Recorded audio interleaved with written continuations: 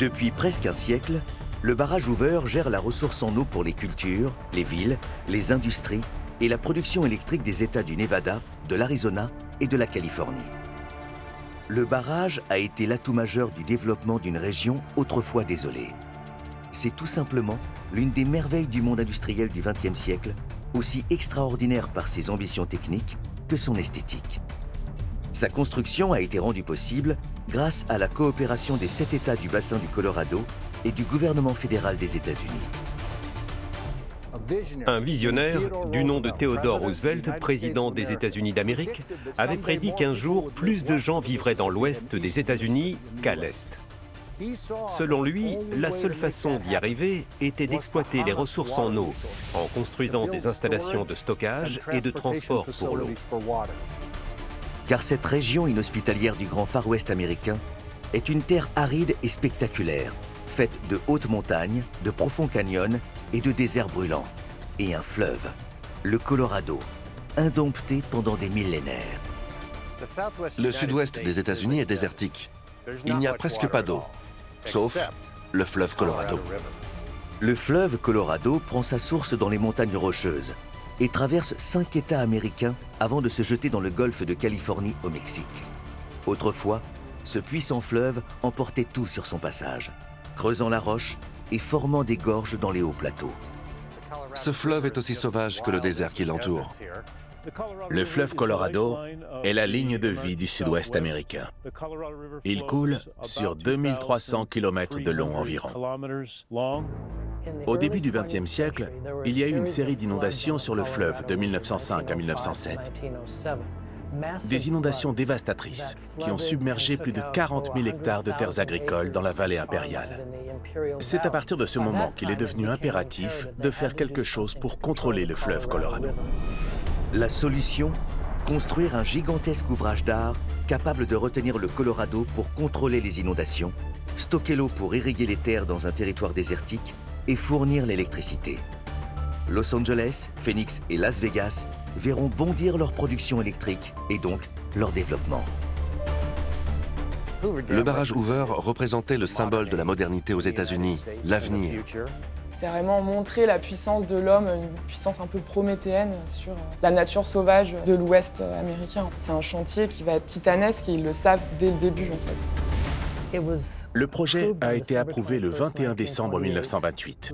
Moins d'un an plus tard, en octobre 1929, c'est le krach boursier.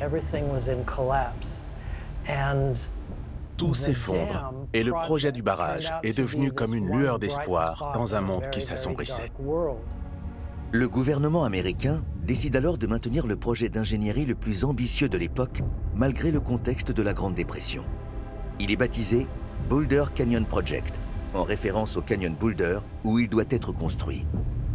L'État doit trouver une solution pour donner des emplois. Un quart de la population active ne travaille plus. C'est devenu le symbole d'un gigantesque effort commun pour accomplir quelque chose qu'on pouvait maîtriser. Le gouvernement fixe les objectifs. Un chantier de 7 ans, de 1931 à 1938, avec un budget de 760 millions de dollars d'aujourd'hui. L'État doit maintenant trouver les entreprises capables de mener un tel projet. Construire un barrage, c'est une œuvre générationnelle qui emploie des dizaines de milliers de personnes pendant des années. Et c'est un enjeu industriel, c'est un challenge industriel et technique absolument remarquable. Il était clair qu'il n'y avait aucune entreprise de construction dans le pays qui était capable de gérer seule un tel projet. Mais il y avait un homme, Frank Crowe. Il avait de l'expérience et il voulait vraiment construire ce barrage. Quand il a entendu parler du projet, il a décidé qu'il était le seul à pouvoir mener ce chantier. Il a donc réuni 6 entreprises qu'on a surnommées les Big Six.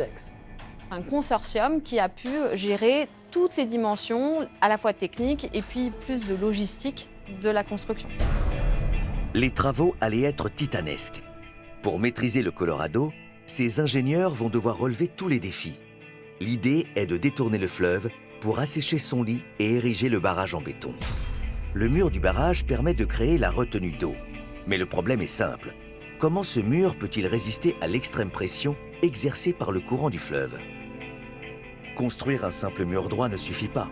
on prend le risque de le voir céder par les forces des eaux du Colorado. Le béton souffre en amont et entraîne une tension sur le mur en aval. Des fissures peuvent apparaître et le barrage pourrait céder.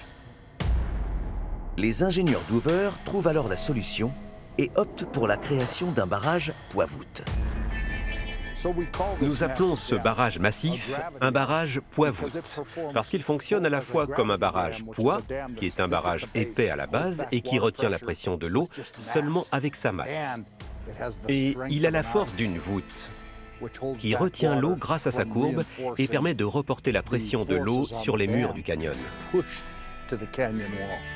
Il a cette double sécurité, à la fois d'être très lourd, très robuste, très massif, mais également de reporter une partie des efforts sur les rives. Mais ce n'est que le premier des problèmes qui est ainsi résolu. Il faut maintenant s'atteler au chantier. Comment acheminer hommes et matériel dans un désert où il n'y a rien? Comment travailler sous des chaleurs extrêmes en été? Comment percer cette roche qui semble si solide à la force des bras? C'est quelque chose qui paraît complètement fou et qui a longtemps été repoussé parce qu'on avait peur que ce soit impossible. C'était incroyable. C'était quelque chose d'énorme à cette époque. Le barrage doit s'ériger entre l'Arizona et le Nevada. La rivière Colorado sert de frontière naturelle aux deux États du Sud-Ouest. Les travaux doivent commencer en mars 1931 et initialement, le barrage doit se construire dans le Boulder Canyon. Ils ont découvert que la géologie n'était pas aussi bonne que prévu. Alors ils se sont déplacés à 10 km au sud dans un endroit appelé Black Canyon. L'un des avantages du Black Canyon, c'est sa roche. C'est de la dolomie. C'est une roche volcanique très dure. Plus la roche est dure dans le canyon, plus la construction sera de qualité. Mais il y a un autre grand avantage qui est souvent négligé. Le site n'aurait jamais emmagasiné autant d'eau, parce que le lac de retenue que vous pouvez voir derrière moi n'existerait pas dans le site de Boulder Canyon. Il y a 2 fois plus d'eau. Ils ont donc changé de site, mais ils n'ont pas changé de nom. Donc, il a toujours été appelé le barrage Boulder jusqu'à ce qu'ils le renomment Hoover plus tard. Le site du Black Canyon assure une stabilité optimale. Il permettra aussi une économie de matériaux, car il est plus étroit que le Boulder Canyon. Mais son accès sera le premier défi. Cette gorge plonge à près de 600 mètres sur près de 350 mètres de large. Vous êtes minuscule au fond de ce profond canyon. Lorsque vous êtes en haut, vous pouvez regarder tout au fond, mais vous ne pouvez même pas vous y rendre. Ils ont dû y aller en bateau. Il n'y avait pas d'accès. Le défi, c'est vraiment ce problème de l'accessibilité dans un endroit où il faut s'imaginer, en fait, il n'y a rien. Le début du chantier est alors consacré à la construction d'un accès pour atteindre ce site en plein désert. Il a fallu mettre en place toute une infrastructure avant même de commencer la construction. Faire venir l'électricité pour le chantier, construire des routes et des voies ferrées depuis le sud de la Californie pour apporter les matériaux nécessaires et transporter les hommes. Frank Crowe était surnommé Hurry Up Crowe parce qu'il voulait que les choses aillent vite. Les 6 entreprises ont donc conclu une entente avec Frank Crowe selon laquelle, s'il réalisait ce projet dans le budget et le délai imparti, il recevrait une prime de 300 000 $ de l'époque, ce qui représente aujourd'hui 6,5 millions de dollars. Pour aller au plus vite, Frank Crowe allait avoir besoin de main-d'œuvre, de beaucoup de main-d'œuvre. Au plus fort du chantier, ce seront 5000 ouvriers provenant des 4 coins du continent nord-américain qui travailleront chaque jour dans des conditions inhumaines. Au début, près de 5000 personnes sont arrivées dans le sud du Nevada, sans nulle part où s'installer. Les gens vivaient dans des tentes au bord de la rivière. Cet endroit était surnommé Ragtown, la ville chiffon. Les ouvriers se sont installés là, certains pendant plus d'1 an en attendant d'être enfin recrutés et de pouvoir travailler. Les logements promis ont du retard. Et c'est dans un gigantesque bidonville que l'aventure commence.